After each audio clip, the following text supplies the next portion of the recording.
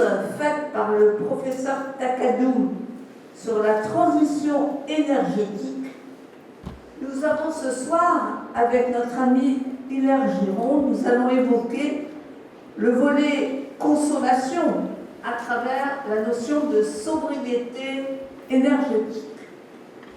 Je ne vais pas présenter longuement notre conférencier puisque vous le connaissez tous.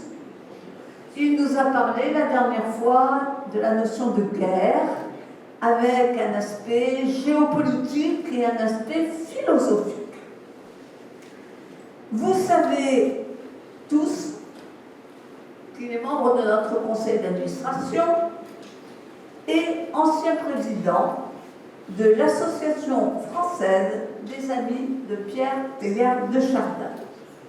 Mais ce que vous ignorez peut-être, c'est qu'il est à l'origine ingénieur chimiste. Son expérience professionnelle la plus importante, elle relève de la stratégie, de l'organisation et du management. Consultant en cabinet conseil, puis ingénieur en chef, puis directeur associé, il a créé son entreprise Active System en 1994 et l'a cédée en 2010. Il a aussi présidé une PME de fabrication de textiles techniques. Il a eu la responsabilité de laboratoire d'analyse et de contrôle des productions dans la grande industrie chimique bâloise, le groupe Ciba Génie.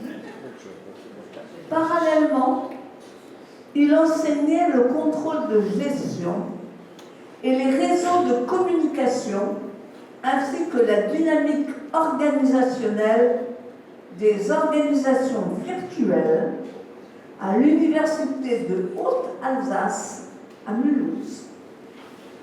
Il a également enseigné à l'Institut de physique nucléaire de l'Université de Lyon. Il est donc membre non seulement de notre conseil d'administration, mais de celui de l'Association française des sciences des systèmes et de la cognition. Féru de philosophie, il se passionne pour les évolutions socio-économiques et s'est particulièrement spécialisé dans l'analyse systémique de l'organisation des entreprises comme des administrations. Résident dans l'Hérault, il est membre de l'Académie de Montpellier. Il nous parle ce soir de la sobriété énergétique, une thématique très complémentaire de celle de notre dernier conférencier. La sobriété, peut-on dire, exige une maîtrise de l'usage, un rééquilibrage offre et demande qui nous permettent, tout en conservant une réponse adaptée à nos besoins, de les reconsidérer intelligemment pour réduire une consommation sans doute excessive d'une énergie de plus en plus coûteuse. Allons-nous pour autant vers la décroissance, comme le préconisent certains mouvements écologistes?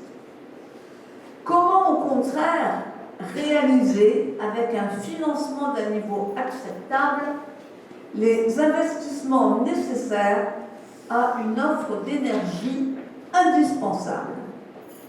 Notre ami Hilaire Giron va vous expliciter ces démarches innovantes qui modifieront à coup sûr l'évolution de notre économie. Nous constatons déjà un souci des consommateurs de limiter les achats onéreux lorsqu'ils peuvent trouver une solution différente mais apportant une réponse à leurs besoins. En ce qui concerne la consommation d'essence, dont on parle tant actuellement, pour la première quinzaine d'avril, elle a déjà diminué de 10%. Donc, question, qu'en sera-t-il en France pour la consommation, mais aussi dans le monde, alors que de nombreux pays, ce qu'on appelle le Sud global, ont encore par leur développement un important rattrapage à opérer. Nous sentons tous que nous devrons évoluer. Pourquoi? Comment? Je laisse le soin à Hilaire de vous faire part de sa réflexion à l'heure des incertitudes sur la circulation maritime dans le détroit d'Ormuz.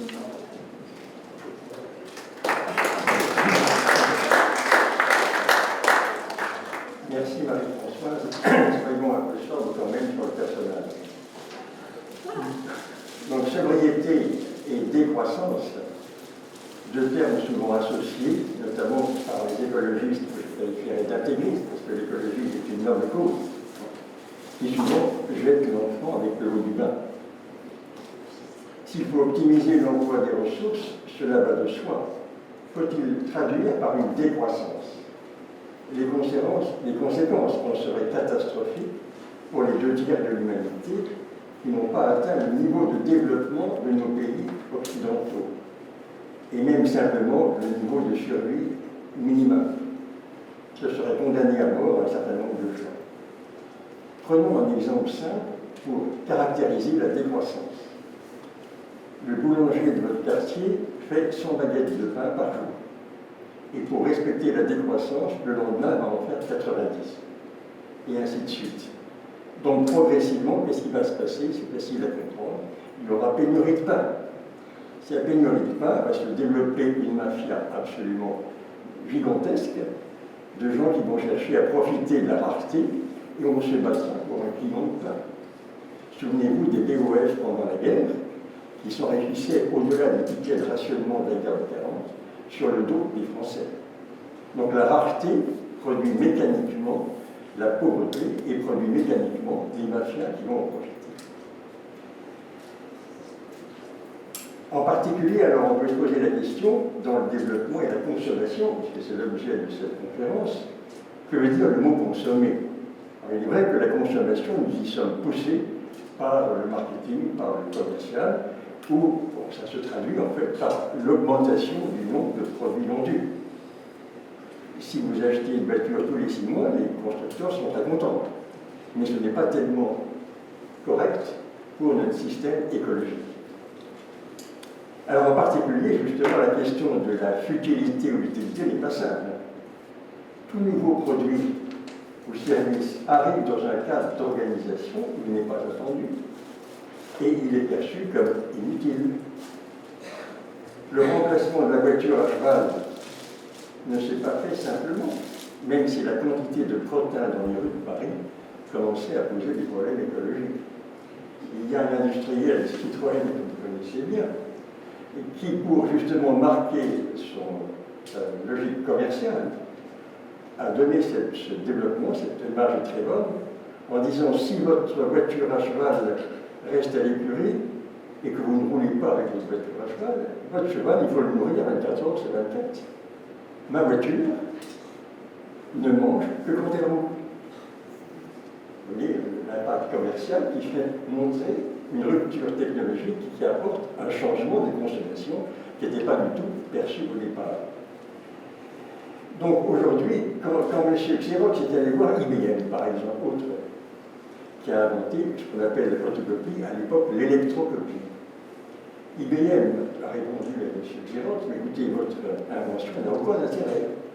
J'ai une machine à écrire à boule qui, avec une seule frappe, fait 9 petites feuilles, 9 doubles, donc pas intéressant. Par conséquent, il est très difficile au départ, quand arrive un nouveau produit, de savoir s'il est utile ou futile. C'est une question quasi philosophique sur l'utilisation du produit.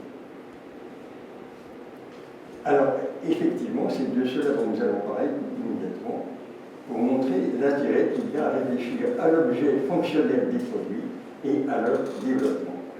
Et c'est un point tout à fait intéressant qui, à mon avis, peut apporter beaucoup de progrès à l'humanité. Alors voilà le plan un peu de la présentation. Je vais commencer par parler de la valeur ajoutée, car si on parle du développement économique, ce qui la traduit, c'est la valeur ajoutée. Ensuite, on fera un survol actuel qui est assez intéressant parce qu'il y a des grandes tendances qui se manifestent sur une baisse de consommation depuis quelques années, notamment depuis 2022-2023 où il y a eu une crise économique importante et où la consommation a diminué fortement. Mais il y a des constantes qui montrent qu'il y a des tendances à la baisse de consommation. On verra les perspectives sur l'évolution possible et pratique, bien sûr, sur le plan économique, en particulier avec le rapport Draghi. Nous ferons une petite réflexion sur le capitalisme sans avoir la prétention de trouver des solutions, bien sûr, définitives. L'impact du rapport Draghi est fondamental parce qu'il apporte vraiment une feuille de route au niveau européen qu'il nous faut suivre. Et en même temps, alarmant, ce que dit Draghi est absolument alarmant sur l'état de l'Europe par rapport aux États-Unis et à la Chine. Et une petite conclusion, bien sûr, qui ne sera pas définitive. Alors d'abord, la valeur ajoutée. Il y a beaucoup d'économistes et d'entreprises, d'entrepreneurs ici. Il est facile de comprendre que la valeur ajoutée, c'est la différence entre le chiffre d'affaires de l'entreprise et tous les achats extérieurs qui contribuent, soit par les matières premières, soit pour le fonctionnement de l'entreprise, pour la faire fonctionner. Donc la valeur ajoutée est fondamentale, c'est la traduction de l'huile de coude du personnel de l'entreprise qui transforme une matière première en produit intermédiaire et puis ainsi de suite jusqu'à un produit fini que nous allons acheter en tant que consommateurs à la fin de l'achat de l'ensemble des entreprises qui vont contribuer, qu'elles soient industrielles bien sûr, ou de services. Et donc, que doit rémunérer la valeur ajoutée? D'abord, c'est assez facile à comprendre, le personnel. Elle doit rémunérer, bien sûr, les personnels, les salaires. Elle doit rémunérer, bien sûr, l'État, pour les taxes. Et elle doit rémunérer, bien sûr, le financement, les dividendes des capitales et les intérêts des prêteurs, les banques en particulier. Mais elle doit aussi produire de la recette pour les amortissements, sinon les investissements. Donc, la valeur ajoutée, c'est ça. Et le PIB, c'est quoi? C'est la somme des valeurs ajoutées. Et donc, si les valeurs ajoutées d'entreprise baissent, si le PIB baisse, que se passe-t-il? Eh bien, on paupérise le personnel, on paupérise l'État et on empêche les investissements. Et bien sûr, on ne peut pas rémunérer les prêteurs, les capitaux et les banques. Donc, la baisse de la consommation, pas la baisse de la consommation, la décroissance, mécaniquement, fait diminuer le PIB. Si le PIB diminue, le pays s'appauvrit. En commençant, bien sûr, par les moins favorisés. Alors, il est intéressant de regarder le survol de la consommation. Je citais 2022-2023, la France a connu, comme tous les pays européens, sa plus forte période d'inflation depuis les années 80, qui a entraîné un repli presque symétrique de la consommation des ménages. Ainsi, les prix de l'alimentation ont cru de 12% en 2023 et l'énergie 23%. En réponse, les ménages ont réduit leurs dépenses alimentaires de 8% en juillet 2022 et juillet 2023. Face à cette chute de consommation, le PDG de Carrefour a alerté en août 2023 sur le tsunami de déconsommation subi par les Français. Quelques mois plus tard, le PDG du Système U affirmait à son tour que la France entrait en déconsommation, car en dépit du ralentissement de l'inflation, ses clients n'avaient pas retrouvé leur niveau de consommation de 2021. Effectivement, alors que l'inflation est retombée à 2% en moyenne en 2024, la consommation des ménages en juin 2024 est équivalente à celle de 2015. Donc il y a une déconsommation liée au phénomène effectivement d'inflation. Cette chute spectaculaire mérite donc d'être analysée afin de comprendre pourquoi elle n'est pas uniquement conjoncturelle, mais révélatrice au contraire de tendances très structurantes au sein de la société française qui pourraient donc se poursuivre dans l'avenir. Évidemment, s'y ajoute aujourd'hui la guerre en Iran, la guerre d'Ukraine, bien entendu, qui bouleverse encore plus le dispositif. Et comme vous voyez, on voit bien par là que la géopolitique concerne l'humanité entière. Nous formons un seul village, c'est un principe écologique en fin de compte. Alors venons-en effectivement sur ce ralentissement. Le premier facteur de ralentissement, j'allais presque dire que nous en sommes témoins ici, c'est le vieillissement de la population. À mesure qu'ils vieillissent, les individus sont davantage équipés et voient leurs besoins physiologiques et sociaux diminuer. Une fois à la retraite, il y a beaucoup de retraités ici au premier abord, même au deuxième abord, il est en effet logique d'acheter moins de vêtements, de meubles, de moins se déplacer. Les besoins caloriques ont tendance à diminuer après 75 ans. Selon l'INSEE, les plus de 65 ans consomment 21% de moins que la moyenne des Français, alors qu'ils représentent effectivement 20% de la population. Vous voyez bien, donc il y a un phénomène uniquement démographique qui fait baisser la consommation par l'âge de la population française. Alors, deuxième facteur important, la saturation des besoins matériels. En effet, les taux d'équipement des ménages atteignent des plafonds puisque la société française a atteint un stade de développement économique permettant à l'essentiel de sa population de s'équiper. Ainsi, 9 ménages sur 10 possèdent un lave-linge, une télévision, un réfrigérateur, un téléphone portable et presque autant pour les ordinateurs. Autrement dit, l'augmentation des achats n'est désormais tirée que par 3 leviers. La croissance démographique, alors là, elle est négative pour l'instant, le multi-équipement et l'innovation. Vous voyez donc les phénomènes que l'on voit apparaître à ce niveau-là. Or, ils tendent eux-mêmes à ralentir. Ainsi, au cours des dernières années, la population française a cru en moyenne de 0,3%, et maintenant, pour la première année, comme vous le savez, il y a eu plus de décès que de naissances. Donc, mécaniquement, évidemment, la population diminue. Donc, tout ceci ralentit, et à partir de 2024, selon l'INSEE, la population française pourrait même diminuer, ce qui se produit aujourd'hui. Ce qui veut dire au passage qu'il nous faut au moins, et là c'est simplement un simple calcul économique, il nous faut 240 000 migrants par an pour simplement maintenir nos régimes de retraite et de sécurité sociale. Si nous n'avons pas 240 000 migrants par an, c'est-à-dire 20 millions sur les 10 ans qui viennent, nous serons incapables de tenir un régime de sécurité sociale et de retraite. Il faut le savoir, par rapport aux politiques contre l'immigration. C'est une bêtise monumentale. Ou alors il faut faire que toutes les femmes se mettent à faire 10 enfants par femme dans les 5 ans qui viennent. Il n'y a pas d'autre solution. Ou il faut changer, ça c'est une technique, il faut changer le principe de pension de retraite et passer au système finalement anglo-saxon d'une pension par capitalisation, qui permettrait d'investir lourdement pour la transition écologique. Vous voyez, les questions qui se posent, elles sont assez d'actualité. Parallèlement, le multi-équipement qui permettait de dynamiser les ventes ne joue plus son rôle pour des biens comme la télévision et le téléphone. Les ventes ne sont donc tirées que par des besoins de remplacement, accélérés éventuellement par l'innovation et l'obsolescence programmée. Et nous touchons du doigt la suite de la conférence sur l'obsolescence programmée qui, pour remplacer la consommation qui ne va pas, nous demande de changer de vêtements tous les 15 jours si on peut, et de voitures tous les 6 mois plus, et de téléphone portable aussi. Là, l'obsolescence programmée est bien sur le plan marketing favorisé. Alors, le troisième facteur important ici, ce sont des consommations de plus en plus contraintes. Si la consommation des Français augmente moins, c'est aussi qu'elle est de plus en plus modérée par 2 facteurs principaux, le pouvoir d'achat et les dépenses contraintes. Ralentissement de la croissance économique de 4 à 7% pendant les 30 glorieuses, un passage à 0 à 0,5%, 2% depuis les années 2000.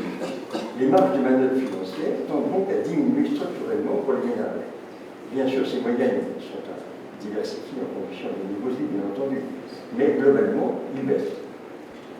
La capacité des ménages à consommer est réduite par la contrainte des dépenses aussi plus engagées. Ça, c'est un point qu'on n'imagine pas, mais le numérique développe des tas d'abonnements, si j'ose dire, des tas d'abonnements qui, en fin de compte, conduisent à des dépenses automatiques, que ce soit par exemple au téléphone, les abonnements à des chaînes de télévision, et notamment les jeunes sont concernés par ces abonnements qui prennent un peu sans s'en rendre compte, et nous-mêmes on peut se faire avoir dans les consommations d'Internet, c'est qu'on se On prend des abonnements au passage, c'est 10 euros par mois, puis après il y en a beaucoup. Donc le phénomène d'Internet augmente les dépenses contraintes, qui sont des abonnements en dehors du loyer, et bien sûr, de nourriture.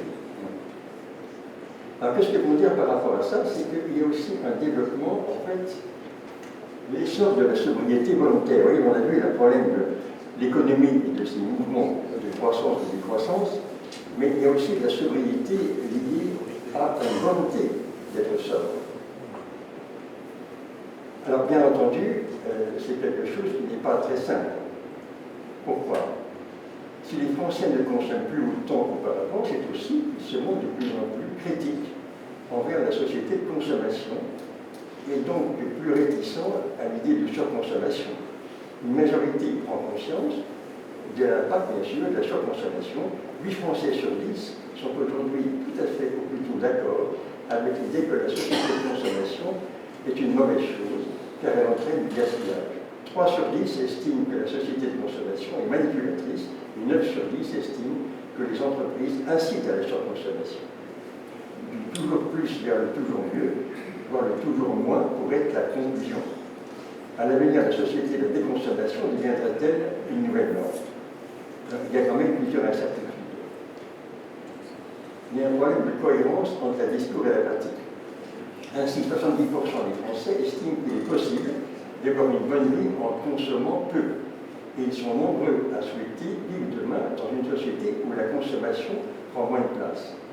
Près de 6 sur 10 pensent qu'il faut revoir complètement le modèle économique et sortir du mythe de la croissance infinie. Mais en fait, il y a des contradictions. Selon l'ADEME, d'un côté, 8 personnes sur 10 estiment avoir déjà un mode de vie sobre, c'est-à-dire ne pas acheter des produits dont elles n'ont pas besoin, et d'acheter moins de produits, mais de bonne qualité et respectueux de l'environnement. Sans surprise, les plus aisés se jugent globalement moins sobres, mais il en va de même pour les plus précaires et les moins de 25 ans en particulier. Par ailleurs, 7 personnes sur 10 disent qu'elles consomment un peu ou beaucoup moins que la moyenne des Français, et 4 sur 10, je passe sur les détails de ces chiffres, mais qu'elles ne peuvent pas consommer moins qu'aujourd'hui. D'un autre côté, d'autres réponses indiquent que cette sobriété est en réalité soit subie, soit ne porte que sur une minorité de pratiques, source de frustration bien sûr. En parallèle, une partie des individus revendiquent une sobriété volontaire et ont des pratiques caractérisées par un fort impact environnemental. Parmi les individus qui s'estiment tout à fait sobres, 20% ont pris l'avion au moins une fois par année. On verra ce que ça veut dire par la suite. Et il s'agit de pratiques qui alourdissent fortement l'empreinte environnementale. Ainsi, par rapport aux 4 moteurs actuels de ralentissement de la consommation, la sobriété volontaire est à la fois la plus revendiquée et la moins observée dans les comportements. C'est ce que je dis, mais pas ce que je fais. C'est un peu ça quand même. Il y a cependant une évolution des imaginaires. Et là, c'est l'achat d'occasion qui auparavant était perçu comme négatif, ou vu comme étant des pauvres qui achètent de l'occasion. Aujourd'hui, l'occasion est valorisée. Et beaucoup de gens se mettent à acheter des objets d'occasion plutôt que du neuf. Donc il y a une évolution qui est en cours de positif dans ce sens-là. Alors, après ce constat, en quelque sorte, on va passer à une analyse qui est intéressante sur les consommations des services et de l'industrie. Ces différentes bulles vous montrent quelques pourcentages qui sont assez inquiétants. Depuis une dizaine d'années, la consommation des ménages en services augmente beaucoup plus, bien sûr, que celle des biens, donc de l'industrie. Les services sont omniprésents dans l'économie française. Le secteur tertiaire représente 75% des emplois totaux. Sa croissance étant en grande partie le résultat de destruction des emplois dans l'agriculture et l'industrie. Nous ne sommes plus un pays industriel, ce qui est dramatique, notamment par les délocalisations, et ce n'est pas une bonne nouvelle. On a pu le constater pendant le Covid, pour certains approvisionnements, les services principalement marchands, donc, se sont développés. Mais ce qu'il faut voir aussi, c'est que ici, vous avez une bulle verte. Cette bulle verte est très inquiétante. Pourquoi? Les services non marchands, c'est quoi? C'est les services qui ne facturent pas. c'est-à-dire tous les services publics. Vous voyez que les services publics sont indispensables, c'est pas Madame le Préfet qui dirait ça. Les services publics sont indispensables, hôpitaux, éducation, enseignement, l'administration publique sont indispensables. Mais ils représentent 26% de l'ensemble de production des biens et services, alors que l'entreprise, l'industrie, est à moins de 15%. Vous voyez, donc là, il y a structurellement, les politiques ici, c'est intéressant, ils le regardent pour les prochaines élections futures, mais la diminution, voire la disparition de l'industrie, étant des constats que fait Draghi, dont nous avons parlé tout à l'heure, non seulement au niveau européen, et c'est catastrophique. Et on est largué complètement par les Américains et les Chinois. On verra les choses, c'est tout à fait impressionnant. Donc là, nous sommes devant des problèmes structurels qu'il convient de résoudre. Et sinon, nous continuerons notre système actuel, qui est la dette publique. Comme nous dépensons plus que nous gagnons au niveau de l'État pour assurer tous les services de l'État et la sécurité sociale et les régimes sociaux, eh bien, le seul moyen, c'est d'emprunter. Emprunter, on voit ce jeu de la dette publique aujourd'hui. Or, comme vous le savez, c'est facile à comprendre, plus l'État emprunte, plus il appauvrit les pauvres et plus il enrichit les riches. C'est simple à comprendre. Qui prête à l'État? C'est pour un peu d'argent. Je serais que la seule épargne que je fais des grandes fortunes. Eh bien, c'est gens qui prêtent en supposant que l'État ne fera pas faillite. Tout du moins, il le fera le dernier. Donc, il y a une confiance à placer de l'argent dans le financement de l'État par la dette publique, parce qu'on pense qu'on va retrouver ses dividendes et ses résultats. Conclusion, plus la dette augmente, plus les riches s'enrichissent des placements financiers faits auprès de l'État, et plus les pauvres s'appauvrissent. Pourquoi? Parce qu'il faut quand même rembourser les intérêts de la dette, parce qu'on n'arrive pas d'ailleurs à rembourser le capital, on ne peut rembourser que les intérêts. On fait rouler la dette, comme on dit vulgairement. Et pour rembourser la dette, il faut avoir une assiette de prélèvement d'impôts suffisante au maximum de Français.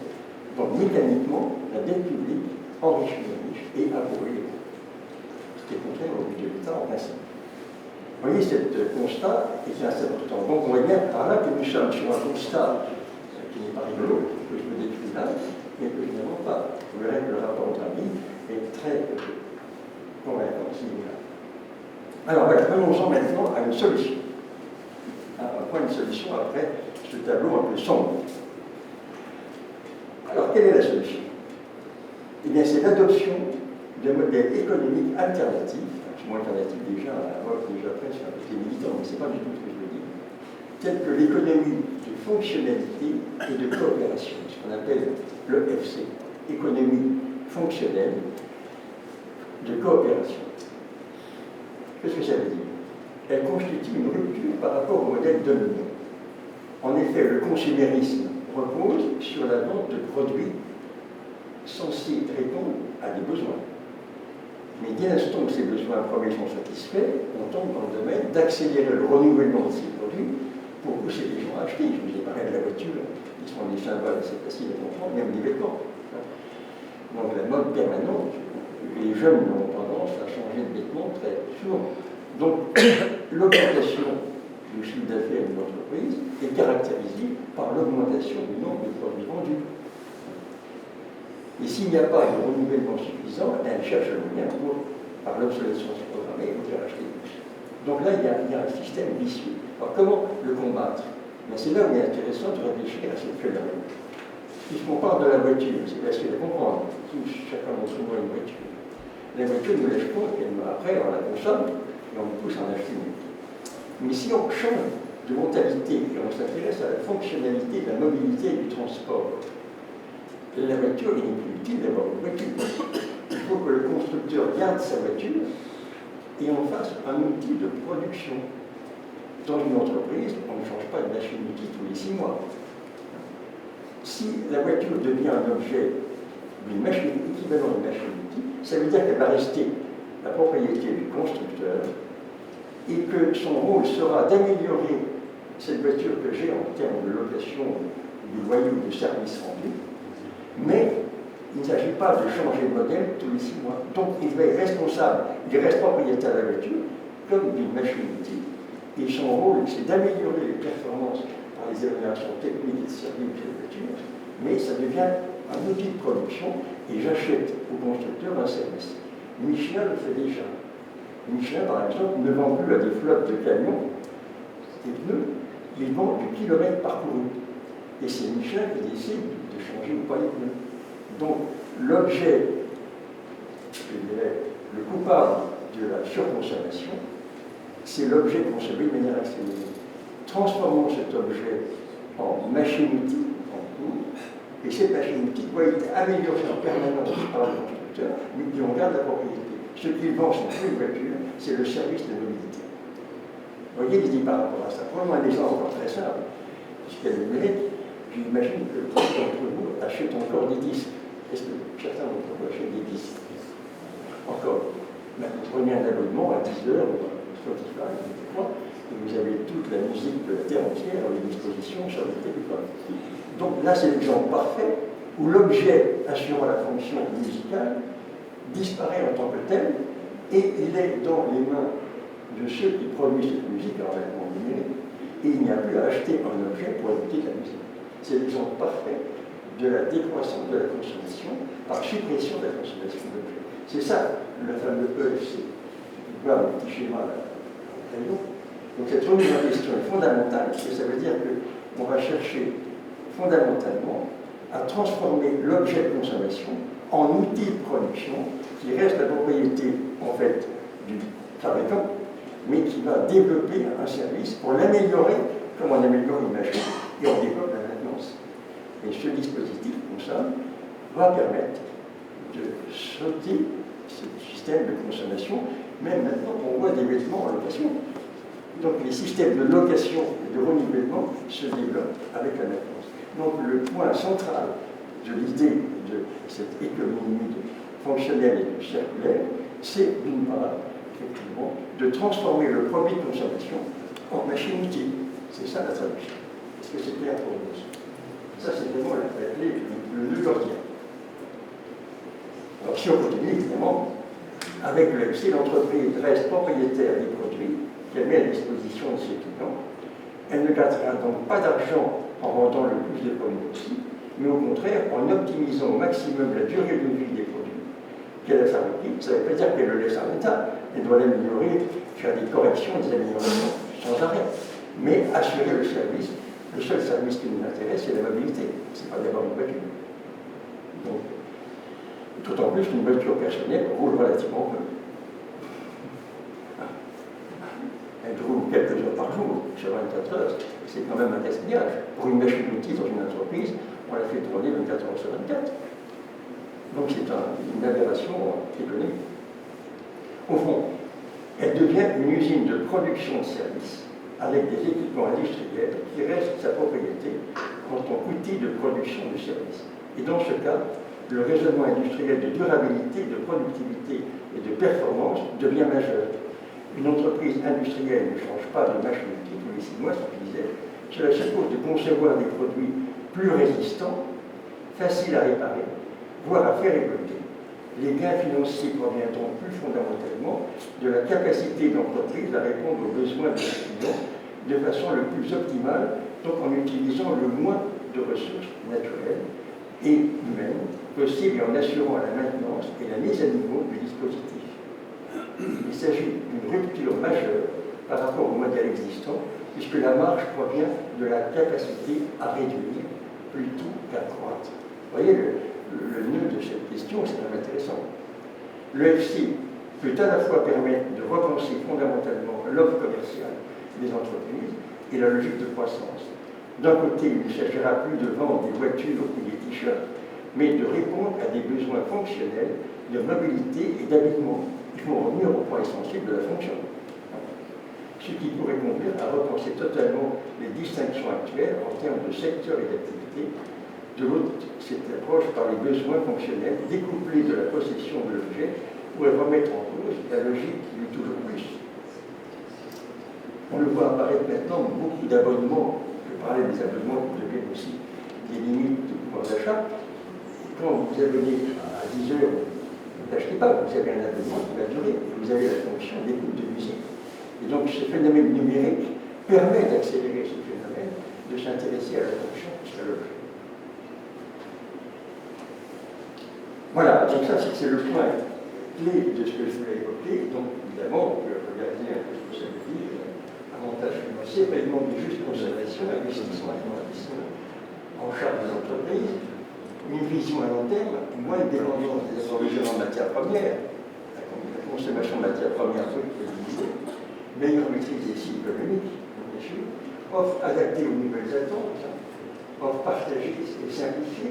Donc ça développe l'économie circulaire d'échange et de voir les besoins entre personnes individuelles. Donc il y a un réseau qui se décentralise sur des petits commerces qui vont échanger entre les personnes les objets qui étaient avant vus à détruire, mais qu'on va faire perdurer en les réparant. Meilleure gestion client, connaissance fine et usage du client. Donc la qualité du service devient primordiale plutôt que de vendre le produit en disant voyez-vous, vous l'avez, consommez-le, ça m'intéresse. Donc l'entreprise est responsabilisée. On voit bien que par ce phénomène-là, il y a une responsabilisation des acteurs à tous les étages. Ce qui va très bien sur un plan de solidarité. Et meilleure qualité garantit la performance, fin de l'obsolescence programmée. Et ça, c'est assez fondamental. Nous sommes tous soumis à cette idée de l'obsolescence programmée. Amélioration du cadre de travail, développement de nouvelles compétences, personnel responsabilisé. Le problème, c'est d'assurer la durabilité du produit et pas de le détruire pour en vendre un autre. Le principe est simple. Après, pour passer dans les faits, c'est véritablement ça ne sera pas par une nouvelle technologie. Voilà. Alors, un petit mot sur le capitalisme. Je ne vais pas rentrer dans le débat marxiste. Mais le capitalisme est quand même inutile. C'est non, c'est bon. Vous mettez un peu d'argent, vous investissez, ça commence à se développer, ça pousse, ça mange. Et après, bien sûr, ça va encore plus loin, c'est parfait. Et même, effectivement, il y a des rendements de capitaux. Donc le capitalisme, c'est quand même le rendement du capital, mais le développement du produit du reste. Mais à cause de ce capitalisme, il y a un capitalisme financier. Alors là, c'est la catastrophe. Mais nous y contribuons tous, cependant, par nos économies, parce que tous les flux financiers se mélangent à l'échelle planétaire. Et donc, quand on pense au trading haute fréquence, le THD, où on achète et vend des actions dans les bourses mondiales à la nanoseconde, à la seconde, c'est déjà très bon, et avec des degrés de connaissances anticipées qu'on va jouer sur les cours, comme les Trump ou le chef évidemment. Donc, lui, c'est ça qui m'intéresse. Combien de dollars en plus à la fin de la semaine. Mais au-delà de ça, vous voyez bien que la financiarisation de l'économie est suicidaire pour la collectivité. Pourquoi? Et là, je cite Patrick Artus, ici, économiste distingué, dans son livre Discipliner la finance. Il a écrit en mai 2019, dans les chiffres que je vous ai actualisés en partie. Les chiffres actualisés en 2024 sont impressionnants. Si on définit le poids de la finance comme l'ensemble des crédits, des obligations, des actions et des actifs immobiliers, on constate que la finance mondiale pèse aujourd'hui près de 440 000 milliards de dollars. Alors, un autre pas beaucoup, un dollar, c'est un autre pas beaucoup, moi. On ne sait plus ce que ça veut dire. 440 000 milliards de dollars, alors que le PIB du monde est de 110 000 milliards de dollars. Donc vous voyez que cette circulation est 4 fois le PIB. Donc il y a un problème. Et on peut aller plus loin. Pour les volumes de transactions financières annuelles, toute opération sur action, obligation, dérivés, échange, etc., on atteint des montants très supérieurs. Certaines données estimaient un volume environ 70 fois le PIB mondial. 70 fois le PIB mondial en circulation financière. Donc c'est du vent. Parce que la seule valeur financière, c'est l'huile de coude. C'est le travail, il n'y en a pas d'autre. Quand les cours montent comme ça artificiellement, et bien forcément, un moment, ça se démonte. Donc la masse financière en circulation planétaire arrive à être 70 fois le PIB mondial du mondial, c'est l'huile de coude créée par les travailleurs. Comme ça, c'est 70 fois qui circulent, les valeurs sont absurdes. Il y a des perdants et des gagnants. Donc, cette financiarisation de l'économie est à long terme suicidaire.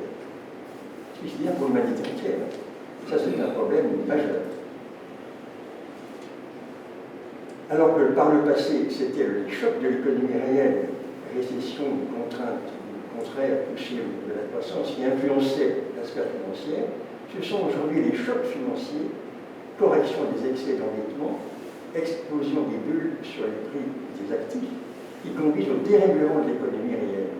Autrement dit, au lieu que ce soit la finance qui soit au service de l'économie, c'est l'économie qui a tendance à passer au service de la finance. Là, nous avons un fait majeur de guerre mondiale d'abord, de structure déstructurante pour l'humanité, catastrophique. Catastrophique, le mot n'est pas trop fort. C'est Particatus qui dit ça, d'ailleurs. Je n'ai pas la prétention d'être aussi connaisseur que lui en économie. Et l'économiste Jackson montre que le développement excessif de la finance appauvrit la population, qui c'est pas un son. Il recense les différentes causes de l'appauvrissement du Royaume-Uni, dues à la taille anormalement élevée de la finance, l'évasion fiscale et l'apparition des paradis fiscaux, les rentes de monopole, le fait que les capitaux spéculatifs ont financé les bulles immobilières et pas les activités productives. Et là, pour la transition écologique, on a besoin d'investissement productif. Ce n'est pas pour vivre. La crise de 2008-2009 est l'illustration parfaite de cette dérive. Et depuis, il y a 20 ans plus tard, en 2026, l'endettement excessif des États a doublé. Ne parlons pas des États-Unis, qui a une dette épouvantable. Tant que le dollar reste la référence, il ne divise pas trop, sauf si les Chinois, qui financent la dette américaine, se retirent. Là, ils ont des problèmes. Donc le THF, le trading haute fréquence que j'évoquais, est un exemple inquiétant. D'autres crises s'en viendront, ça c'est exactement et inscrit dans les faits, si la finance continue à gonfler et à se globaliser, on peut même envisager une crise financière apocalyptique, dont les causes sont multiples, bien sûr. Alors, je ne veux pas faire bashing de Trump, mais c'est facile à faire. Trump est absolument dans cette logique. Sa politique ne fait que dévastatrice. Alors là, je ne vais pas faire de la philosophie remontée à Marx, mais la dialectique marxiste du capital et du travail est toujours présente, si on peut dire à ce niveau-là. Si on détruit le travail et que l'on se focalise sur le capital ensemble de rentabilité maximale, je veux dire, avec Trump, s'il faut encore payer les salariés en entreprise, on n'en sort plus. Je forcerai un peu quand même. Mais c'est un peu sa tendance. Comme il faut diminuer les coûts, il faut encore payer les gens, c'est pas rentable, on ne le paye pas. Voilà. J'arrête là, c'est pas mal plaisanter. Autrement dit, tout ça pour dire que la financiarisation de l'économie n'est pas une simple figure de style, c'est une réalité qui peut provoquer des crises mondiales phénoménales si on continue à se faire. Et le numérique, heureusement et malheureusement, en accélère le processus. On vend à l'annonce longue des actions pour en acheter une quart d'heure après. Il y a des logiciels que chacun peut acheter sur son ordinateur pour faire du day trading, c'est-à-dire que j'ai 10 000 euros que je mets dans l'utilité, je passe ma journée sur mon ordinateur à acheter ou vendre, et puis le soir, je suis de nouveau liquide. Et dans l'intervalle, j'espère avoir fait des marges. Donc ce principe-là est absolument stupide. Enfin, il est compréhensif pour gagner de l'argent, mais c'est de la bulle financière purement. Il n'y a pas de création de valeur. Il n'y a pas d'autre création de valeur que l'huile de coude. Voilà. Alors après, donc, sans régulation mondiale, ben, c'est pas la place d'aborder ça là-dessus, mais une turbulence, bien sûr, planétaire, remise en cause des systèmes rigides qui ne peuvent qu'exploser s'ils ne changent pas. Donc là aussi, la rigidité politique est un problème, parce que les politiques sont à une court terme, dans une causalité linéaire, et donc ils mettent en place des lois par rapport à un problème actuel. Mais si on raisonne comme ça, tous les lundis matin, il faut une autre couche de loi pour résoudre les problèmes erratiques des comportements des gens. Il faut une vision à long terme. Sans vision à long terme, on est vraiment sur un problème de ce qui est fait. Bien sûr, accélération et densification du flux migratoire, mais c'est un fait. Vouloir empêcher la migration, c'est comme vouloir prendre un parapluie dans une tornade. Les migrations ne peuvent que se développer. On n'a rien vu comme migration. Il n'y a pas de migration en France, c'est insignifiant. Les migrations sont beaucoup plus nord-sud dans l'Afrique, et ensuite États-Unis, qui attire beaucoup de monde par rapport à l'Europe. Mais les migrations ne peuvent que croître. C'est mécaniquement impossible. Nous sommes, nous, Européens, à un stade de population qui se réduit.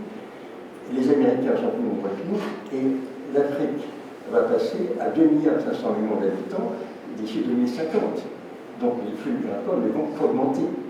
ne pas voir ce constat, c'est de l'abonnement complet. Par contre, il faut le dire, bien sûr. Voilà, alors remonçons quand même maintenant au côté positif, constructif de ma présentation, qui est le rapport Draghi. Le déclin de la production industrielle et d'investissement en Europe est manifeste. Plus de 10 ans après le pacte pour la compétitivité de l'industrie française de Louis Gallois, souvenez-vous, en 2012, 2 rapports importants ont été remis en 2024 aux institutions européennes, celui d'Enrico Letizia, Much More Than the Market, puis celui de Mario Draghi, bien sûr, sur la compétitivité de l'Union, qui tire vraiment à la sonnette d'alarme et lance à la Commission européenne un véritable défi, celui d'endiguer la lente agonie de l'Europe et de relancer sa politique industrielle face aux États-Unis et à la Chine. Bon, la Russie de Poutine ne compte pas dans cette compétition car elle est complètement en course. L'économie russe est nullissime. Elle est sur la guerre, mais elle est complètement hors course par rapport aux Chinois, bien sûr, et aux Américains. Cet appel sera-t-il suivi d'effet? Contrairement à la stratégie de Lisbonne adoptée en l'an 2000, qui devait faire de l'Union européenne l'économie la plus compétitive et la plus dynamique du monde. Pour enrayer cette chute libre de l'Europe, Mario Draghi identifie 3 domaines de l'Europe, où l'Europe doit mener, bien sûr, des actions urgentes et massives, si elle ne veut pas se voir sombrer dans une lente agonie, pas moins le retard technologique, la difficile conciliation entre la décarbonation et la compétitivité, bien sûr, et les hautes dépendances de l'Europe vis-à-vis des États-Unis. Le diagnostic, bien sûr, est sévère. Alors, quel est sa rapport d'avis? Je vais présenter un peu les éléments clés. Donc, le constat, bien sûr, retard technologique, difficile condition entre la décarbonation, je vais venir à la compétitivité, une Europe dépendante, une persistante démographie préoccupante, je n'ai pas besoin de faire un dessin. Ensuite, les préorganisations, l'innovation, l'énergie, le financement, et enfin, bien sûr, les enjeux du taux global. Regardons un peu en détail chacun de ces éléments. Le retard technologique, il est notamment le champ du numérique, au hasard, par rapport aux États-Unis et à la Chine. Il est très préoccupant, voire catastrophique. Il ne peut que s'accroître. Les dépenses de recherche sont insuffisantes. Le soutien public à la recherche et à l'innovation était en 2021 de 131 milliards d'euros aux États-Unis, contre 108 milliards en Europe, mais surtout cet effort de recherche est fragmenté et non intégré dans le cadre européen. Il s'agit de construire en fait des structures du type Airbus dans tous les grands domaines. Si l'on s'appuie sur les publications parmi les 50 premières institutions publiques de recherche mondiales, 3 sont européennes, 21 américaines et 15 chinoises. La part de l'Europe dans le fonds d'investissement et le capital risque n'est que de 5%, celle des États-Unis de 52% et celle de la Chine de 40%. 3% contre 52 ou 40. Donc l'Europe n'existe pas en termes d'investissement de l'origine. Nous sommes vraiment à la traîne. C'est d'ailleurs là où on réalise que la Chine est un pays capitaliste, combien de capitaliste et communiste, a gagné de l'argent, c'est l'histoire des souris, peu importe la couleur de la souris, mais gagner de l'argent. Ne pensez pas trop au gouvernement quand même. Mais le drame, c'est que cela conduit les start-up, alors c'est là d'ailleurs un point important, les start-up françaises ne trouvent pas le financement. On a beaucoup de start-up, les états du monde sont donnés pour montrer ce cheminement de start-up, mais elles ne trouvent pas le financement en France, en Europe. Conclusion, elles partent aux États-Unis.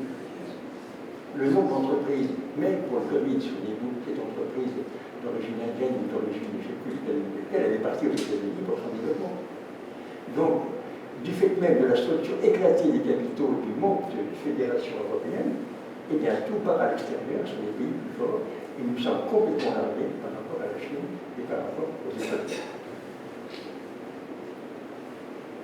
Alors, la formation. Ça, c'est le second point très important. Le rapport Draghi déplore parallèlement l'insuffisance de l'effort de formation européen. Il considère que le système d'éducation et de formation ne prépare pas au développement et à la mise en œuvre des innovations technologiques.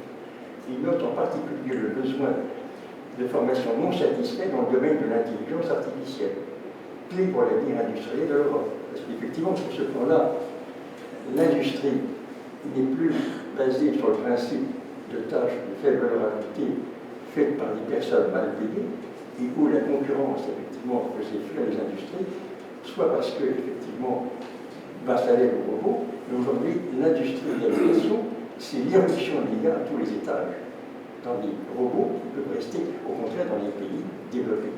Il y a un changement total de paradigme dans l'industrie industrielle. C'est plus faire travailler des gens comme Charlie Chaplin, le film Les temps modernes de Charlie Chaplin, c'est plus du tout ça.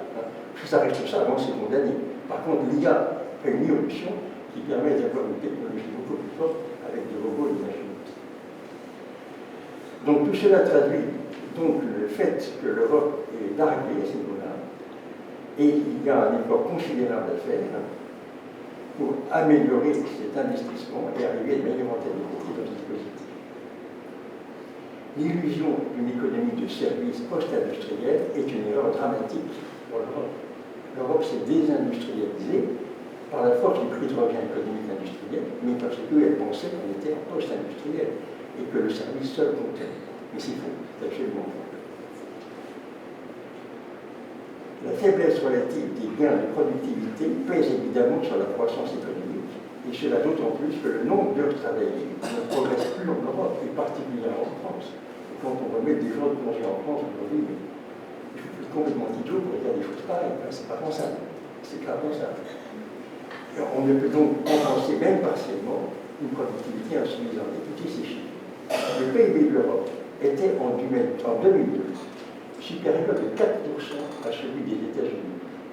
Il est en 2023 inférieur de 12%. En moins de 10 ans, l'Europe est passée de plus 4% de PIB par rapport aux États-Unis à moins 12%. Les États-Unis et la Chine distancent désormais largement l'Europe dans le développement et la mise en œuvre des innovations de rupture. Et c'est très inquiétant. Ça, c'est évidemment le constat de Draghi. C'est pas moi qui l'invente. Nous sommes dans une situation catastrophique. Alors l'autre point, bien sûr, ce qui nous préoccupe par rapport au carbone et au CO2, la décarbonation se traduit par l'utilisation d'énergie moins émettrice de CO2. Ça, c'est pas un souci. Le gaz, dans une période de transition et surtout l'électricité, le gaz est 3 à 5 fois plus cher en Europe. Le coût de l'énergie, c'est ça aussi fondamental. Le système de prix européen est une catastrophe. Le gaz est 3 à 5 fois plus cher en Europe qu'aux États-Unis. Et l'électricité, 2 à 3 fois plus coûteuse, crée un handicap déjà visible pour l'industrie européenne. Le rapport Draghi alerte sur ce qu'il appelle le défi de la décarbonation asymétrique. L'industrie n'est pas assez soutenue et paye son énergie significativement plus cher. Elle sortira affaiblie de ce choc. Les délocalisations pourraient prendre de l'ampleur vers les États-Unis. Ces derniers bénéficient en effet de 3 atouts majeurs. Un programme de soutien à la décarbonation, il y a un Inflation Reduction Act, doté de 415 milliards de dollars, un prix de l'énergie particulièrement bas, et les perspectives de mesures tarifaires concernant les importations, sans parler des batailles de taxes que Trump nous met sur la table. Mais là, nous sommes sur un cas absolument catastrophique. Alors, remonçons maintenant à cette notion de zéro émission de carbone. NZE, vous avez sûrement vu dans la presse le terme NZE, pour notion de neutralité carbone. Net zéro émission. C'est très bien. Mais la notion de neutralité carbone véhicule l'idée qu'il ne faut plus rejeter de carbone, enfin le CO2 bien sûr. Le CO2, certes, il faut en limiter la production, particulièrement par la limitation des énergies fossiles, mais la question est mal posée. Il s'agit d'assurer l'équilibre de production et d'absorption du CO2. Les forêts absorbent le CO2, comme vous le savez, ils rejettent de l'oxygène par la fonction chlorophyllienne. Mais en production aussi, lorsque le bois pourrit sur place, il se pourrit, il rejette le CO2. Alors nous-mêmes, c'est intéressant de noter quelque chose. En rejetant par notre respiration, nous avons nous-mêmes, et je vous donne un cliché, à votre avis, question à ce moment-là, est-ce que notre consommation, notre rejet de CO2 de respiration planétaire humaine est plus forte ou moins forte que celle des avions? Eh bien, notre respiration actuelle, conclusion, vous allez arrêter de respirer après l'interférence, notre rejet de CO2 représente 340% de la totalité du CO2 rejeté par les avions en un an. Donc nous rejetons 3,4 fois plus de CO2 que les avions.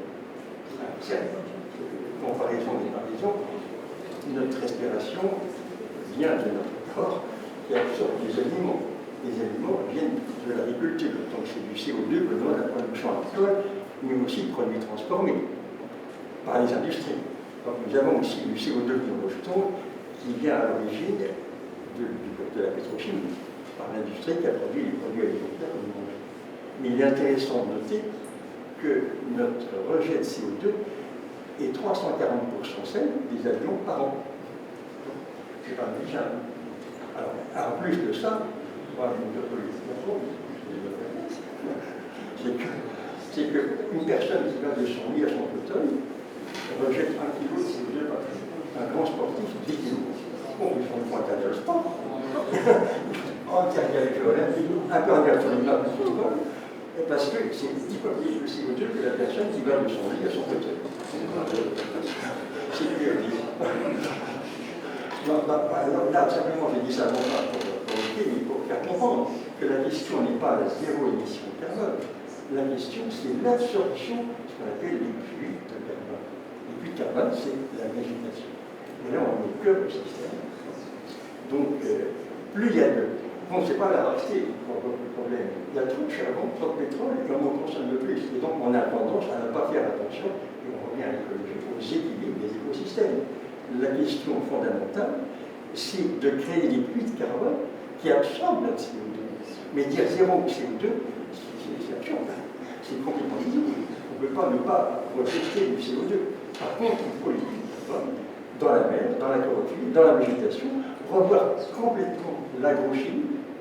La chimie a tendance à radicaliser l'éviction de tout ce qui ne peut pas faire pousser l'électricité, mais il faut des écosystèmes qui permettent d'absorber le CO2 que nous crachons. Bien sûr, on m'a étonné, ça ne peut pas revenir à ce problème-là, mais le nœud de la question, c'est les puits de CO2 de végétation. C'est là la question du problème. C'est ça qu'il faut. Bien sûr, ce n'est pas de maladie, c'est pas ça. Mais c'est vraiment la question fondamentale, et non pas zéro émission. Si on veut zéro émission, il faut supprimer tous les sports sur Terre, tous les Jeux olympiques. Et on reste la consommation de CO2 de l'humanité. Mais c'est absurde. Le CO2, on aura toujours. Plus les années de machines se transformeront et auront moins de CO2 en passant à d'autres systèmes de carburation à la fois électrique. Donc, je ne suis pas inquiet pour l'intelligence des hommes pour inventer une nouvelle technologie. Si nous sommes là aujourd'hui, c'est grâce à la technologie. Le premier silex taillé a en puissance toute la technologie actuelle et future. Sans le silex taillé, nous n'aurons pas pu réussir à survivre. Alors c'est là où c'est intéressant de réfléchir à une évolution technologique. C'est que le premier outil de l'homme, c'est sa main. Notre main est extraordinaire, elle permet de créer des choses, de faire des objets, de faire des sculptures. Mais le second outil de l'homme, c'est celui qui l'externalise pour décupler l'énergie de sa force. Le silex a décuplé sa force pour creuser la terre ou planter des écrans, ou gratter la peau de bête pour faire un vêtement, mais aussi pour fracasser le crâne de son voisin. Là, le silex n'est pour rien. Et ça n'a pas changé, ça. Mais la technologie est notre seule chance de survie. L'IA va apporter des phénomènes extraordinaires de révolution, mais bouleversants à tous les étages, puisque les emplois vont évoluer de manière considérable. Mais l'IA est notre chance si on la prend positive. Donc le zéro carbone est une aberration. Par contre, les puits de carbone, ça c'est la solution. Donc voilà, changement de paradigme, ce n'est pas une reste. Je vais accélérer. Donc ce n'est pas l'abondance des biens et services qui est la finalité, mais la résilience. Il faut ouvrir des voies dans l'abondance du vivant. Autrement dit, il s'agit de respecter les équilibres de la nature, d'émission et d'absorption du carbone. Les plantes et les algues, les phytoplanctons, retirent le CO2 de l'atmosphère grâce à la photosynthèse. La biosphère terrestre et l'océan constituent ainsi des puits de carbone, pour retenir ce terme. Ces puits transforment ce carbone en molécules qui assurent la croissance des plantes et des algues et la reproduction de tous les êtres vivants le long des chaînes alimentaires. En fin de vie, bien sûr, la plus grande partie de ce carbone retourne, bien sûr, dans la nature. La clé de l'avenir sain de la planète est là. Il ne s'agit plus d'introduire la rareté, comme pour le carbone fossile, mais de réinvestir dans l'abondance du monde. Je vais m'arrêter là-dessus, c'est ce que vous avez compris le principe. Alors maintenant, une Europe dépendante, toujours le constat de notre ami Draghi, la dépendance concerne surtout les matériaux critiques, souvent sous contrôle chinois, les technologies liées au numérique et à la transition énergétique ou avec les semi-conducteurs avancés et les technologies de défense. L'effort dans ce dernier domaine est fragmenté et fait appel massivement à des équipements conçus fabriqués hors d'Europe. Dans l'aspect démographique, évidemment, nous avons des flux démographiques ici, donc ils sont nord-sud par rapport à l'Afrique, ils se concentrent plutôt vers, on va dire, rappelle bien sûr que ces phénomènes sont importants. Donc la population européenne dépassait de 196 millions de personnes celle des États-Unis. En 2100, elle sera sous inversion rapide et tendance inférieure de 45 millions. Nous dépassions la population américaine. D'ici 2100, nous serons 196 millions de monde. C'est assez étonnant. Alors le rapport Draghi dans cette évolution, là, c'est justement ce que je voulais vous montrer un peu, l'innovation. Le rapport développe longuement les voies et les moyens qui permettent de combler au moins partiellement le retard. Dans l'innovation de rupture, accroître l'effort de recherche fondamentale, l'innovation est débureaucratisée. Débureaucratisée, ça c'est pas un bien mot. Soutenir la transition de l'innovation à sa commercialisation en facilitant le parcours en assurant un écosystème juridique et financier plus porteur et unifié en Europe. Et enfin, assurer l'unité européenne pour le rapport de foot, parce qu'on dépend complètement. Mario Draghi est conscient que l'avance américaine est irrattrapable. Actuellement, on estime que l'avance américaine sur les big tech est irrattrapable pour l'Europe. Donc on est largué, on est dépendant. Ça, c'est bien arrêté. Alors l'énergie. L'énergie, là je dirais que le mauvais élève, c'est quand même l'Allemagne. L'importance de l'énergie décarbonée est évidemment majeure, mais elle soulève une multitude d'aberrations du fonctionnement du marché européen, pénalisant pour le coût énergétique. Le marché de l'électricité en Europe ne tient pas compte des différents mix de production et il est soumis aux intermittences des énergies renouvelables, notamment allemandes, qui du fait de leur masse jouent un rôle très déstabilisant. Parce que l'Allemagne est soit fortement exportatrice ou fortement importatrice. Et donc, elle crée des ruptures dans les systèmes de régulation qui coûtent très très cher. Donc, volatilité des prix, quand on change l'intermittence de ces énergies renouvelables, solaires et éoliennes, plus particulièrement à la prolifération des raccordements, pour l'équilibrage des réseaux, l'électricité ne se stocke pas. Il faut immédiatement faire passer l'électricité d'un côté à l'autre. Techniquement, c'est lourd et coûteux. Bien sûr, du fait de la politique totalement inconsciente des Allemands, et de matière aléatoire, soit fortement exportatrice, soit fortement importatrice. Là, l'Allemagne est vraiment le mauvais élève. Et en ayant commencé au nucléaire, c'est le but. Le rapport met en avant, bien sûr, les qualités de l'énergie nucléaire, comme je l'ai dit, qui est vraiment la seule porte de sortie d'avance de la problématique énergétique. Donc là, je crois que c'est facile à comprendre, on peut parler moins, mais les prix régulés en Europe sont catastrophiques, parce qu'on demande à la France de payer la place des autres en faisant payer en surprenant le coût, alors que l'énergie nucléaire française coûte moins cher. Donc on finance l'énergie des autres par un sur. Là, on est dans une situation complètement aberrante. Alors le financement, là je vais aller très vite, effectivement, il s'agit d'arriver à un financement décloisonné entre les pays, de telle manière qu'il y ait des investissements massifs au niveau européen, par la puissance financière européenne. Donc le rapport propose une union des marchés financiers européens, leur fragmentation, limitant la capacité de financement globale et puis aussi des banques beaucoup plus fortes. Donc là, je vais passer aussi assez vite là-dessus, c'est assez facile de comprendre, je ne vais pas développer le système. Donc les enjeux plutôt, il faut créer rapidement les conditions effectivement d'une véritable mobilisation nationale et européenne. Après ce rapport, là, il faut bien le noter, nous ne pourrons pas dire qu'on ne savait pas. Là, c'est absolument fondamental. Je vous conseille à lui qui a mis un rapport Draghi parce qu'il est assez remarquable. Donc, effectivement, la conclusion est simple. Hein. Donc, effectivement, passer à une économie de consommation quantitative à une économie qualitative, du type de celle présentée, à savoir l'économie fonctionnelle et circulaire, l'EFC, et de coopération, c'est-à-dire détachement de la possession de l'objet, assurant la fonction à celle du service de cette fonction, avec durabilité des objets, qui passe du stade de consommable à celui d'outil de production, qui est ça la clé de compréhension durable, évolutive et maintenue, et développement d'écosystèmes en réseau d'échanges économiques de coopération. Donc tout va vers la coopération, en fait, c'est écologique quand même. Donc fédération des États européens, de la mutualisation des moyens et des infrastructures pour abaisser les coûts et les performances industrielles d'innovation, de productivité, de recherche, de souveraineté et de défense, ce qui signifie une convergence des politiques, notamment en matière énergétique, financière et militaire. Je vais parler de ça. Espérons que ce qui se passe actuellement donne un coup d'accélérateur à l'Europe. Et puis enfin, croissance ambitieuse.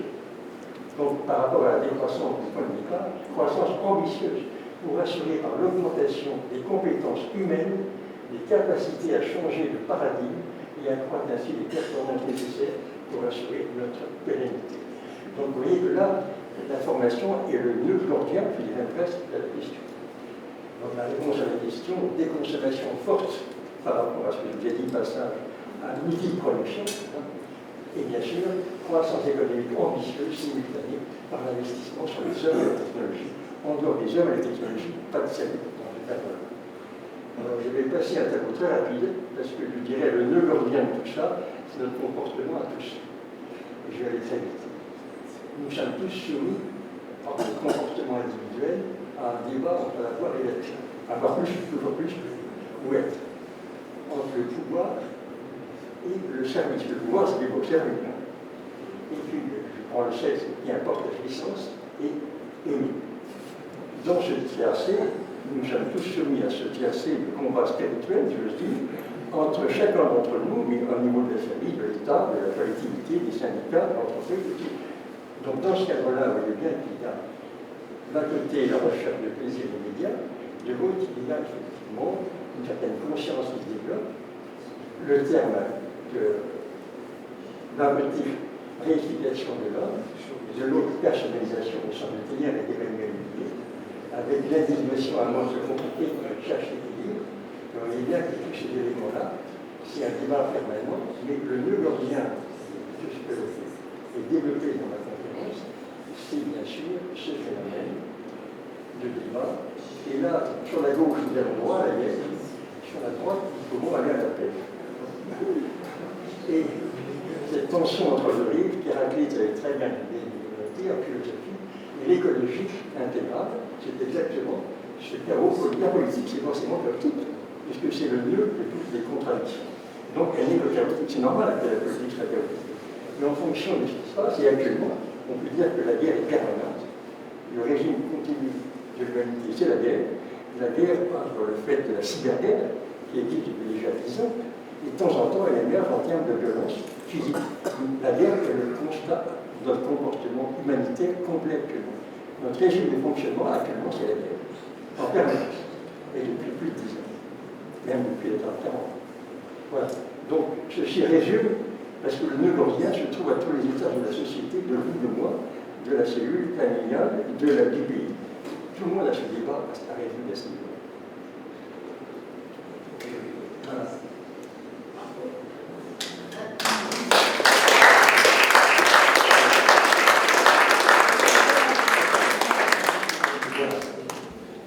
C'était un peu long. Il n'a pas pu s'empêcher de nous faire une conclusion philosophique, comme il l'aime. Hein? Mais parce que c'est voilà. Non, parce que justement, là, je vais répondu à ça. Oui. Je suis toujours attiré, surtout actuellement, par les idéologies. Qu'est-ce qu'idéologue si on ne peut pas être intelligent? L'idéologie, c'est persuader qu'un système doit être résolu. Et c'est d'abord moi qui vous résolve. Sinon, c'est le système de Robespierre. Les révolutionnaires d'un autre, on coupe la tête après. Ils viennent des conservateurs de ce Allez. Voilà. En tout cas, vraiment un immense bravo, parce que ce fut très brillant, hautement philosophique, et puis avec des touches économico-politiques, là, bien sûr. Non, mais c'est parti de documents connus, ou pas d'ailleurs, pour certains, mais qui sont fondamentaux. Alors, moi, je n'ai pas de questions, mais je voulais partager une réflexion avec vous, parce que je dois avouer que votre présentation, pour aussi intéressante qu'elle soit, ne m'a pas rendu optimiste. Et je trouve que la dimension des chantiers qui sont à entreprendre vont se heurter assez rapidement à la dimension du modèle démocratique. Qu'est-ce qui fait la force de la Chine? C'est d'une part sa capacité à financer massivement des projets de recherche et d'être capable de les poursuivre pendant 40 ans. En Europe, en France surtout, un projet de recherche ou un projet de développement industriel, ça dure en général la mandature d'un président.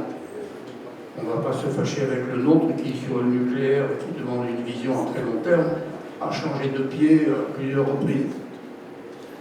Et ce qui fait, vous avez parlé de la faiblesse de la recherche en Europe, ce qui fait la très grande force de la recherche aux États-Unis, c'est qu'il y a un marché unique des capitaux et qu'il y a énormément de financement privé. L'Europe ne s'est pas dotée d'un marché unique des capitaux. La France est un pays qui est ruiné, qui est incapable de financer sa recherche, qui est même incapable de subvenir aux besoins de ses citoyens, et ça ne va pas changer tout de suite. Et je me demande même si ça peut changer. Vous avez évoqué le problème de la dette. L'État a tellement pénétré la vie des citoyens et les rouages de la France que dans le cortège électoral en France aujourd'hui, c'est 49 millions d'inscrits. 55% de ces 49 millions ont des revenus qui dépendent des décisions du Parlement. Est-ce que ces gens-là vont voter pour un député dont le mantra, ça va être de réduire la dépense publique? Donc moi, je vois un certain nombre de problèmes culturels qui vont demander des efforts titanesques à la population française qui n'est pas du tout préparée à ça. Effectivement, le constat est net. Il y a un problème culturel fondamental lié au système éducatif. Il y a une illusion qui s'est développée, et pourtant on a des tas d'exemples qui ont montré l'échec de ce système de trop d'État. Enfin, ça ne veut pas dire zéro État. Bien sûr qu'il faut un libéralisme d'entreprendre et une régulation de l'État. Si on est un libéralisme sauvage, on tombe sur les systèmes de Trump qui écrasent le plus faible. Il faut un État de droit, bien sûr, ça c'est fondamental, et pour l'instant l'inquiétant c'est que la planète entière perd l'État de droit. Y a-t-il encore des règles de droit respectées au niveau international? Ça c'est déjà dramatique. Mais au niveau français, effectivement, il y a un problème culturel fondamental qui ne peut se développer que dans l'éducation et la formation, à l'école pour commencer, à l'école. C'est ce changement culturel qui, à mon avis, est fondamental, et la prise de conscience que chacun a une responsabilité. Le second pied possible, à mon avis, en dehors de ça, c'est l'écologie. C'est-à-dire comprendre que l'écologie, chacun en est co-responsable, puisqu'on fait partie de cet écosystème à chacune de nos respirations, à chacune de nos actions, nous faisons évoluer le système, et donc il faut des pluies. Je pense que l'écologie peut être un moyen pour faire prendre conscience de l'interaction des systèmes. Alors, Marie-Françoise a parlé de mon goût pour la complexité et la réflexion de la systémique. Enfin, la systémique, c'est un grand mot, bien sûr, qu'on utilise, mais il est facile à comprendre. La systémique, c'est les politiques raisonnent sur la causalité linéaire. Il y a une cause qui entraîne un effet, je résout la cause et je pense que ça résout. Mais dans tout le monde que l'on voit aujourd'hui, et l'exemple de l'Iran est parfait, la force de Trump pensait écraser l'Iran avec la suppression des dirigeants lors de ce fameux bombardement du premier jour. Eh bien non, le système a réagi et arrive à détruire même le macrosystème puissant. Là, je vous invite à lire l'éditorial d'un revue Études de ce mois-ci, de François Levé, qui montre avec pertinence que de plus en plus la force détruit, avec beaucoup de dégâts, mais elle ne construit rien. Elle ne construit rien, la force. La force ne sert à rien, et elle a beau être la meilleure armée du monde, ça ne sert à rien pour la suite de l'histoire. Ça détruit, point final. Et le système réagit, comme on le voit en Iran. Je ne défends bien sûr pas la théocratie de l'Iran, loin de là, mais sur un plan systémique, c'est un exemple parfait de réussite systémique. Il y a une réaction de l'effet sur la cause qui fait bifurquer le système là où on ne l'attendait pas. Ce qui donne parfaitement raison à Pierre Dac. Vous savez, Pierre Dac disait autrefois, les prévisions, c'est très difficile à faire, surtout quand ça concerne l'avenir. On peut dire qu'aujourd'hui, dans notre système super informé, les prévisions sont bien plus difficiles à faire qu'il y a 50 ans. Il y a 50 ans, il suffisait de prolonger une courbe avec une petite marge d'erreur, pessimiste, optimiste, et puis on avait une prévision quasiment sûre. Maintenant, du fait du réseau d'information planétaire, c'est la nourriture d'ailleurs, au-delà de ceci, ce réseau fait qu'il y a des bifurcations inattendues qui font bifurquer le système là où on ne l'attendait pas. Et donc, raisonner en politique de manière linéaire et simplifiée et binaire est absurde. Il faut raisonner en complexité. En complexité, c'est analyser un système et voir comment il peut réagir et interagir. Notre corps humain est fait comme ça. Notre corps humain est fait d'interactions cellulaires. Nous n'existons pas en tant que personne, mais nous avons 20 millions de cellules qui se détruisent par seconde, en parlant gentiment, et 20 millions qui naissent. Donc, quand il y a des cellules dans notre corps humain qui se mettent à envoyer des fake news à ses voisines, le cancer par exemple, eh bien, notre corps peut en mourir. Et notre corps est la parfaite explication de la systémique. Les cellules interagissent entre elles, et puis, donc, par rapport à ça, eh bien, elles s'équilibrent. Et si certaines qui ne jouent pas le rôle par les fake news, elles cancérisent le corps peut en mourir. Et nous sommes exactement dans cette situation au niveau de l'humanité.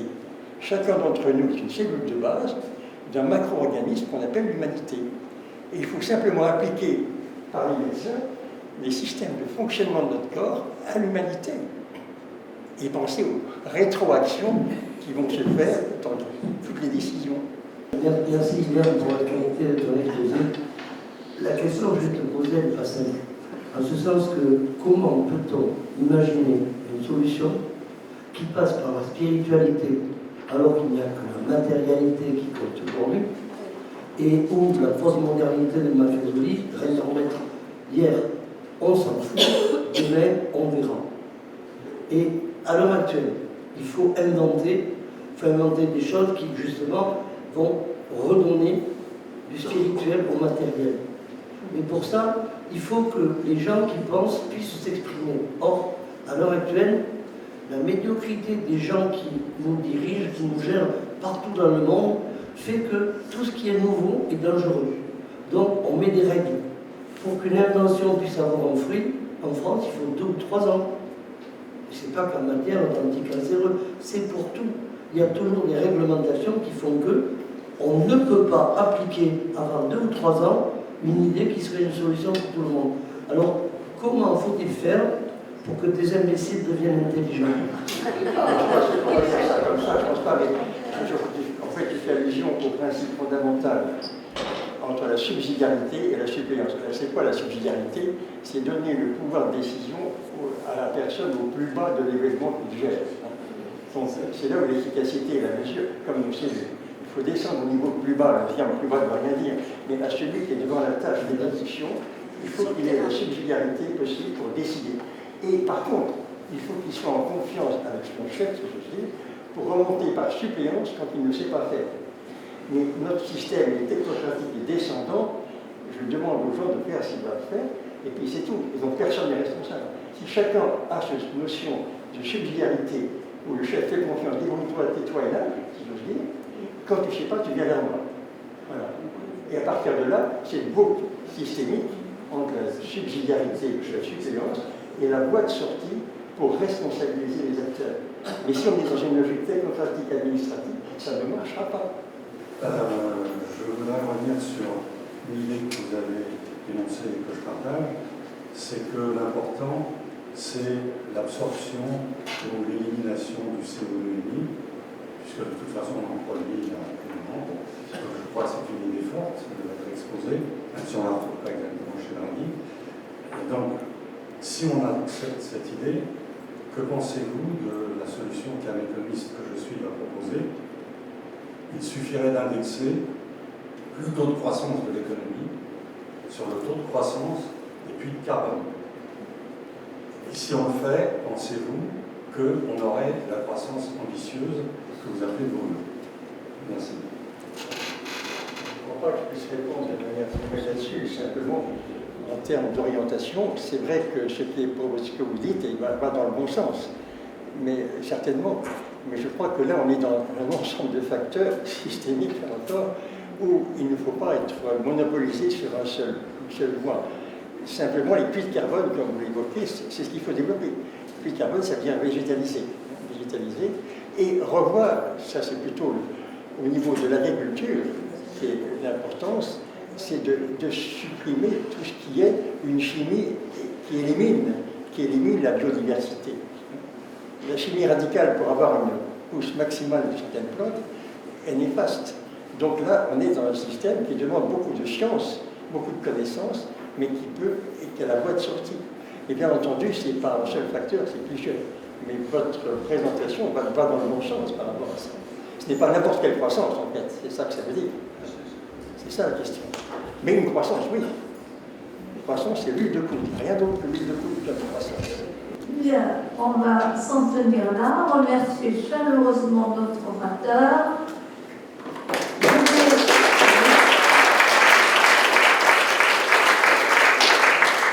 Alors, j'espère que tout de même, il n'a pas été trop pessimiste dans son propos parce qu'il a évoqué des préconisations constructives, difficiles, certes, à mettre en œuvre, mais néanmoins prometteuses. Alors, je vais vous annoncer la prochaine conférence. Donc, ce sera le 28 mai, à la fin de ce mois.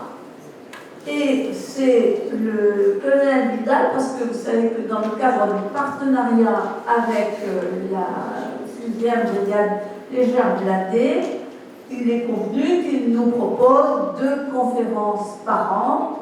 Et là, c'est le colonel Vidal qui est le second sur Nîmes, par rapport au général Carleton, qui va nous parler de la mission qu'il a accomplie et qui illustre le rôle des armées au secours de Mayotte.